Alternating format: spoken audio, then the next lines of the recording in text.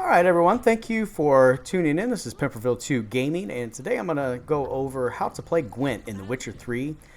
With the kind of popularity of the show kind of revitalizing this game, and there's a recent PS5 patch that kind of updated the graphics, and there's even rumors of them kind of making a standalone version of Gwent. I thought I would make this video kind of show you how to play the game.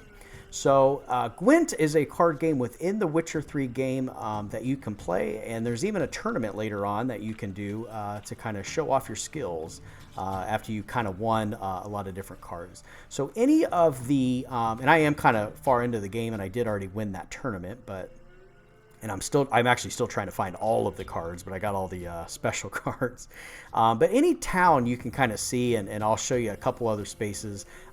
Every single one of the inns, the innkeepers will all be able to play Gwent, and the innkeepers in specific, they will actually have special cards usually, or better cards that you can play. But any one of the merchants or the armorers here, blacksmiths, they will all be able to play Gwent, and they will all be able to give you a special card, or I mean at least a card once you do that.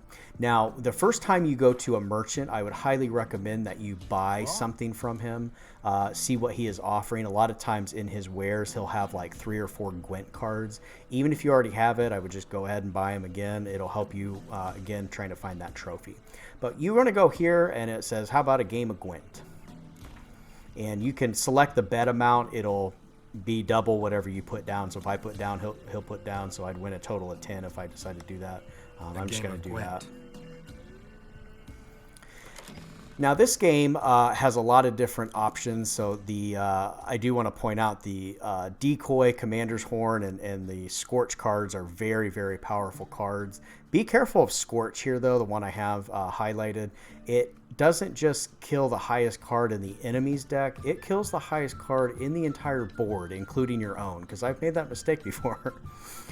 These down here are defensive cards, so you can play Biting Frost, Impenetrable Fog, or Torrential Rain, and they will actually make every single unit in a row the value down to 1, unless they're a special card and they're immune to that. But they're kind of nice defensive cards. I typically don't play any in my deck. I'm all kind of offense, so I don't really have any of those. These are all the extra cards that I don't want in my deck. I have such good cards now that I just want to kind of play with the best cards that I have. So once you kind of play all of these, and you can even change up your leader card here. I use this one. He can actually clear any disaster, any of the weather on that. So it's kind of nice. And I have a lot of different decks here. And you'll see a lot of these cards are actually good in multiple decks. I like Northern Realms for right now, so I'm going to go ahead and play him in the Northern Realms deck. The Northern Realms perk will actually allow you to draw an additional card in the second round of the game if you won the first round. It's kind of why I like it. I'm glad I got Commander's Horn. That's a really, really good card. It actually doubles the value of every card in a row, except for special cards. They don't get any buffs. But the nice thing is, so they don't get any buffs, but they're also not affected by the weather card, so it's kind of a give and take.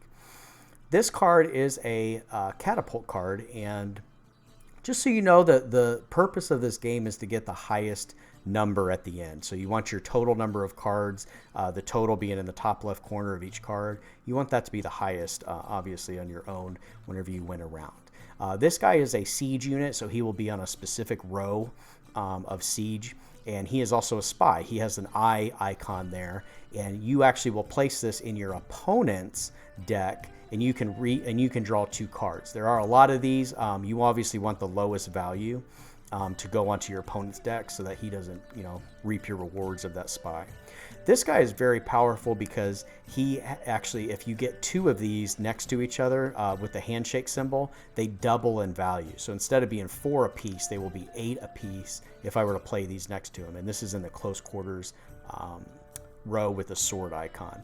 Again, another spy. However, this guy has a value of 5. So remember, you're going to be given a value of 5 to your opponent with the with basically that you would be granted 2 additional cards in your own deck, so you can kind of out card somebody.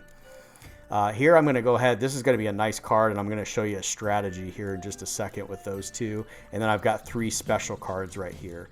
Since I don't have the other version of him, you can actually choose to redraw up to 2 cards. I'm going to redraw this one, and you know what? I don't like this Catapult either, so I'm going to redraw again. I think I just got... well, they really wanted me to have that. So the first thing I'm going to do is I'm going to go ahead and play this guy right here. And you'll see he goes into the second row. The second row is the archery row. And he's going to play a catapult ballista for a value of 6. So he is currently winning. You can see the opponent up here in his row. He's actually got a wreath around his symbol with a 6. He is actually currently winning.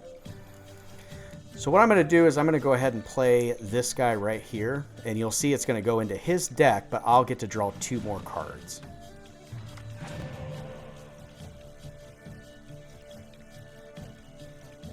So he passed.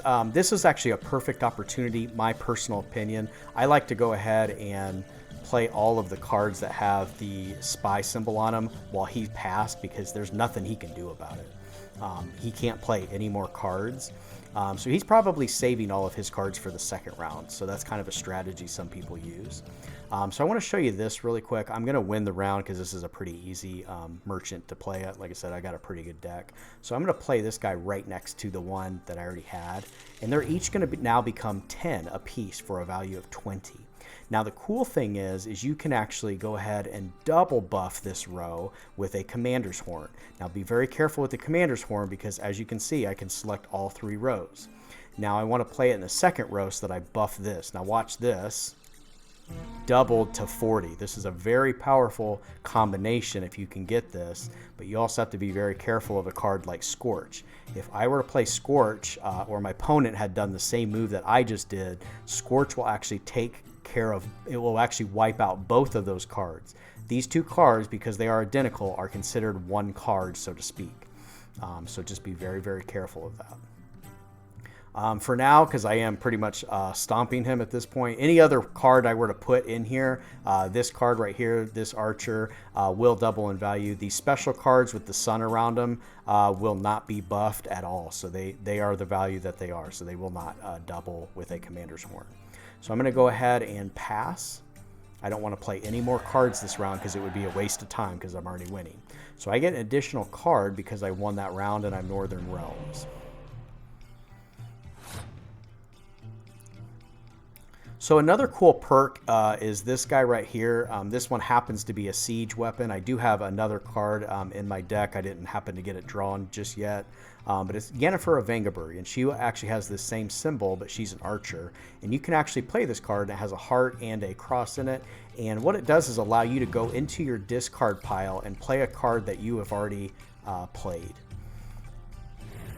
So you can actually reach into your discard pile. That's a pretty powerful card because you basically get 2 cards for 1 when putting that down.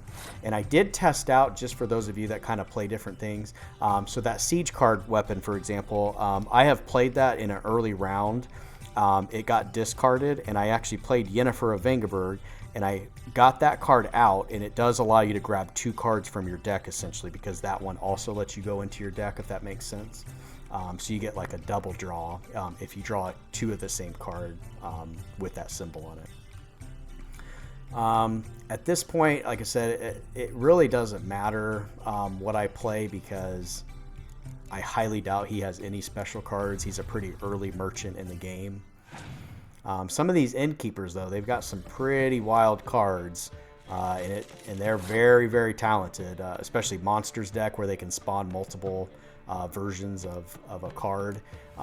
Basically, if there's a symbol of a it looks like a helmet on it, it'll spawn, if it has a value of 5, it'll spawn 2 more 5s right next to it, and basically they can out card you, so to speak. So at this point, like I said, I'm just going to start playing some cards. There's no way he's going to be able to out card me. I hope I can show you this Scorch card, because it would be really neat. If not, I'll just play it anyway, just to show you, because like I said, I'm pretty sure I'm going to win this round. So I'm going to kind of play some lower tier cards just to make sure. Scorch does not actually affect the special cards. So just kind of keep that in mind when you're playing those. It will not get rid of like a Cirilla or a Geralt. I wish, but like I said, that's kind of the perk of having that card. So Scorch will take care of the highest card on the map. In that case, there was a whole bunch of 5s, and it got rid of every 5 because it was a tie. He's going to play Biting Frost. I'm glad he played that card for a reason, just to show you. So as you can see, this guy in this row right here, this card used to be a value of 4. Now it's a value of 1 because he got rid of that. Now my leader card over here, at any time I can scroll over to him. I can play this and it will get rid of all of the weather conditions on that. So that cleared up the weather. Oh, he played 2. So when it has a cross like that, so his card that he just played up there, his siege unit, it actually gives +1 to the entire row. But he kind of played 2 of the same cards, so it was kind of weird for him to do that. So I'm going to play another archery row card.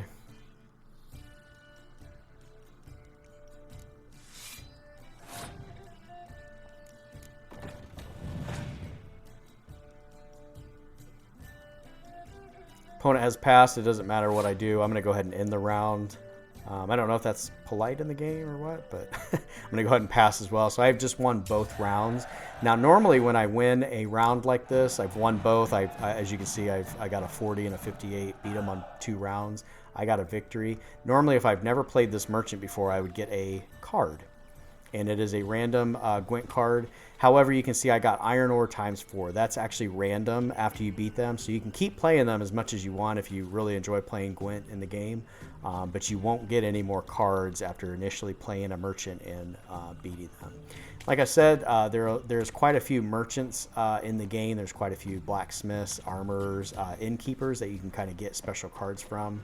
Eventually, there's actually some quests as well to play different specific players for some cards as well, and they will kind of help you get a stronger deck as well. I hope that was helpful, and appreciate you for watching. Thanks.